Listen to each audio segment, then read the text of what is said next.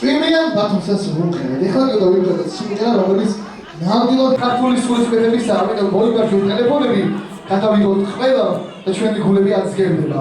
სიმღერა ჰერიო, ჰერიო ბიჭებო, ლუკა და თომა დარჩიძეები. აპლოდისმენტები.